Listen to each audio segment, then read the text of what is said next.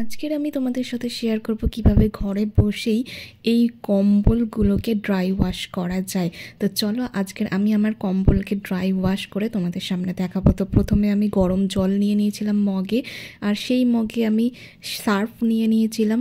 Surf নেওয়ার পর আমি নিয়েছিলাম ইজি নেওয়ার পর আমি নিয়ে নিয়েছিলাম এক প্যাকেট শ্যাম্পু, একটা পাউচই বলতে পারো শ্যাম্পুর। তো এই তিনটে ভালো করে কিন্তু মিক্সড করে নিতে হবে, আর জলটা কিন্তু অবশ্যই গরম জল হতে হবে। তো এইভাবে আমি শ্যাম্পুটা ভালো করে দিয়ে দিচ্ছি মগের ভেতর। তারপর ভালো করে জলটাকে মিশিয়ে নিতে হবে হাতের সাহায্যে। তো তারপর আরও একটা জিনিস দেব যেটা খুবই গুরুত্বপূর্ণ, সেটা হচ্ছে বেকিং পাউডার।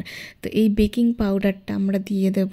আর তোমাদের কাছে যদি ভিনিগার থাকে তাহলে ভিনিগারও দিয়ে দিতে পারো, কিন্তু আমার কাছে ভিনিগার নেই তাই ভিনিগারটা দিইনি। তো এরকম একটা তোয়ালে নিয়ে নিতে হবে। তোয়ালেটাকে একটা প্লেটের মধ্যে ভালো করে এইভাবে মুড়ে নিয়ে ভালো করে এইভাবে ঘষতে হবে। প্রথমে তোয়ালেটাকে ওই জলের মধ্যে ভিজিয়ে নিয়ে ভালো করে জলটা নিগড়িয়ে নিয়ে তারপরেই কিন্তু এইভাবে ঘষতে হবে। আর দেখবে, যেহেতু আমি তোয়ালেটা ব্লু কালারের নিয়েছিলাম তাই জন্য হয়তো অতটা ভালোভাবে বোঝা যাচ্ছে না ময়লাটা, কিন্তু খুব ভালোভাবে ময়লা উঠেছে।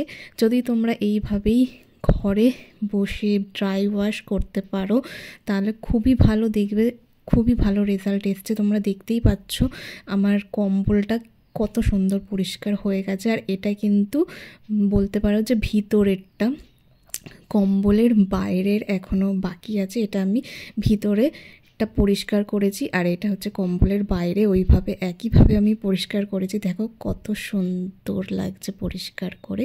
এইভাবে পরিষ্কার করার পর কিন্তু তোমরা অবশ্যই কিন্তু এই কম্বলটাকে রোদ্দুরে দেওয়ার পরই কিন্তু তোমরা স্টোরেজ করে রেখে দিতে পারো।